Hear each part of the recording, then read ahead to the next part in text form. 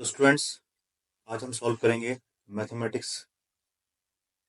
तो स्टूडेंट्स आज हुआ है क्लास 10th का मैथमेटिक्स का पेपर। तो सबसे पहले सॉल्व करते हैं मैथमेटिक्स बेसिक का सेट 3।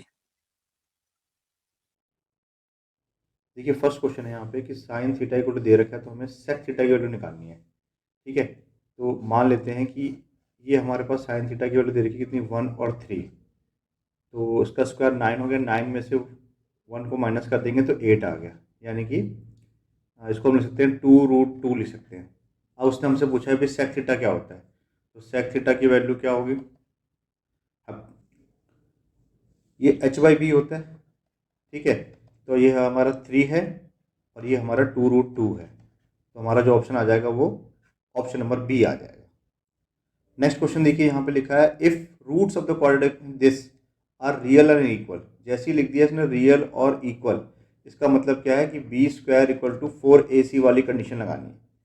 तो b² -5 का स्क्वायर करेंगे तो 25 आ जाएगा, और ये हो गया 4। ए हमारा 4 है और सी की वैल्यू k है।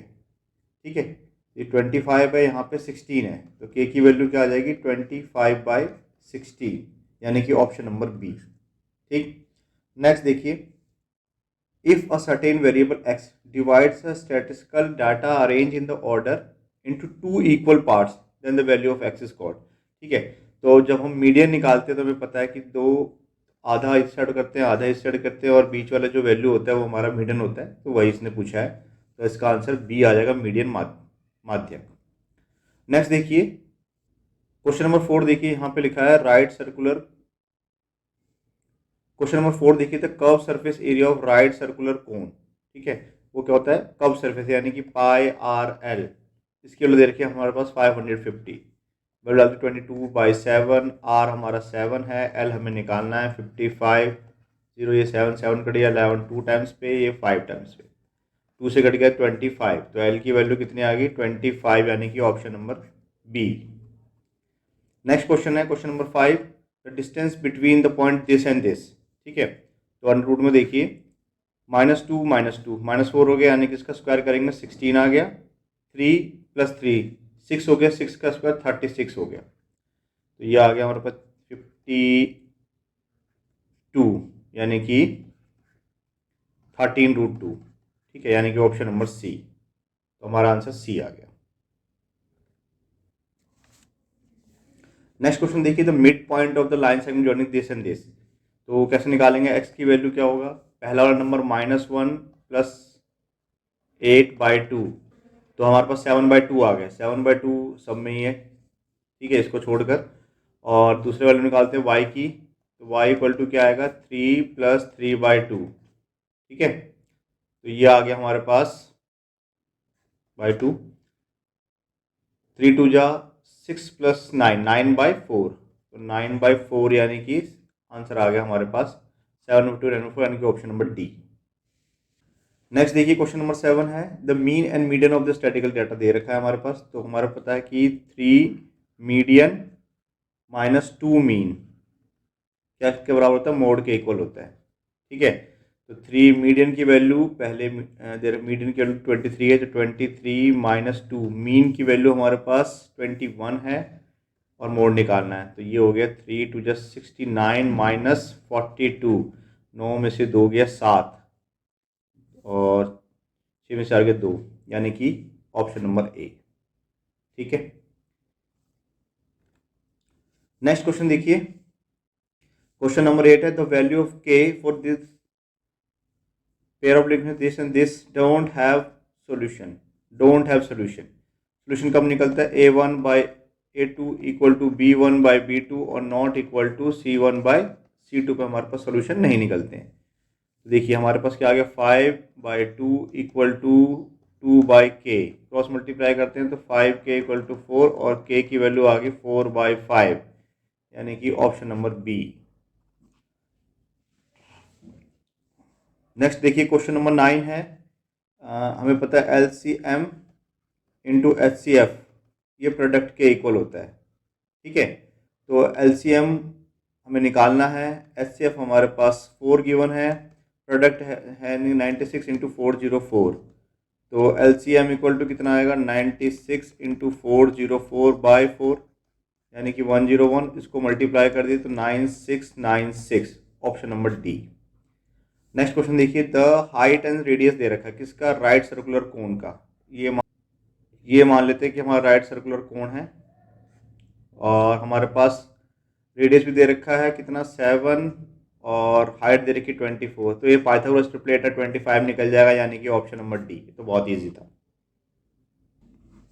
क्वेश्चन नंबर 11 देखिए, for what value of theta this. देखिए sine square theta plus sine theta और प्लस का cos square theta equal to हमें 2 निकालना है। तो sine square plus cos square क्या होता है 1 plus sine theta equal to 2 निकालना है। तो साइन की ऐसी क्या वैल्यू जिससे 1 आ जाएगी, तो 1 और 1 करने पे 2 होता है। तो साइन 90 पे क्या होता है 1 होता है, तो यहाँ पे साइन 90 आ जाएगा यानी कि थीटा की वैल्यू कितनी होगी 90 होगी, ऑप्शन नंबर सी हो गया।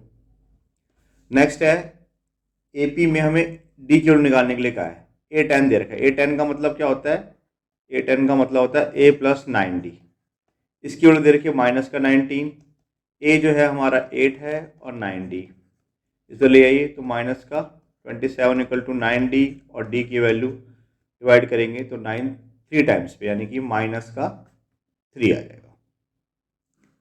नेक्स्ट है which of the following can not be the probability of event, तो डी। ठीक है, देखिए 1/0.99, अब यहाँ पॉइंट हटाएंगे तो क्या आ जाएगा 100। याद रखेंगे प्रोबेबिलिटी के अंदर न्यूमरेटर हमेशा छोटा होना चाहिए और डिनोमिनेटर हमेशा बड़ा होना चाहिए, लेकिन ये उल्टा हो गया इसलिए ये कभी भी नहीं हो सकता। ठीक, नेक्स्ट क्वेश्चन देखिए, the diameter of a circle of a length 6 centimetre is one of the end of diameter is this then other end of x axis. ठीक है, तो ये मान लेते हैं कि ऐसा हमारा कुछ है और एक सर्कल है जिसकी लेंथ 6 सेंटीमीटर दे रखा है और एक एंड -4 है, मान लेते हैं ये -4 वाला है। अब यहाँ से अगर डायमीटर हम मतलब एक सर्कल बनेगा और ये 6 सेंटीमीटर जाएंगे तो 4 तो यहाँ चले गए, अब 1 और 2, ठीक है, तो कहाँ पे ख़त्म होगा 2 पे ख़त्म होगा। तो ये पॉइंट तो ऐसे पता लग रहा है कि 2,0 है, कुछ करने की ज़रूरत ही नहीं है इसमें। तो नेक्स्ट देखिए क्वेश्चन नंबर 15 है, 2 dice are rolled together the probability of getting at least 1 6। तो कब कब आता है 6 1 पे, 6 2 पे, 6 3 पे, 6 4 पे, 6 5 पे एंड 6 6। तो 6/36 1/6 यानी कि ऑप्शन नंबर सी। नेक्स्ट है, a card is drawn from a well shuffled deck of 52 playing cards the probability of that drawn card is red queen. तो रेड क्वीन कितनी होती है 2 होती है। ठीक है, तो 2/52 यानी कि 1/26, option number D. Question number 27 देखिए, one of the zero of the coordinate this then value निकालिए। एक जीरो हमारे पास दे रखा है तो ये वैल्यू एक्स की जगह पुट कर दीजिए। ठीक है, तो अल्फा -1 और -3 का स्क्वायर कितना होता है 9, -3 इंटू अल्फा तो माइनस का 3 अल्फा हो गया +1 और ये इसका 0 दे रखा है यानी कि सॉल्व करने पे कितना आएगा 0 आएगा। तो 9 अल्फा -9 माइनस का 3 अल्फा +1 इक्वल टू 0। 9 में से 3 को माइनस करें 6 अल्फा और यहाँ पे आ गया -8 इक्वल टू 0। तो 6 alpha equal to 8 and alpha equal to क्या होगा 8/6 यानी कि 4/3। 4/3 कौन सा है सी, तो ये आंसर आ गया। Next, for what value of K the product of zero of the polynomial this. Product, इसका अगर मैं प्रोडक्ट निकालूँ यानी कि अल्फा इंटू बीटा निकालूँ तो कितना आना चाहिए 2 आना चाहिए। ठीक है, अच्छा तो इसकी वैल्यू हमारा 2 दे रखी है ऑलरेडी। प्रोडक्ट क्या होता है C/A, सी कितना है -7 और a हमारा k है, तो 2k इक्वल टू -7 और k इक्वल टू कितना आ गया -7/2। तो -7/2 है ऑप्शन नंबर बी और ये आंसर आ गया।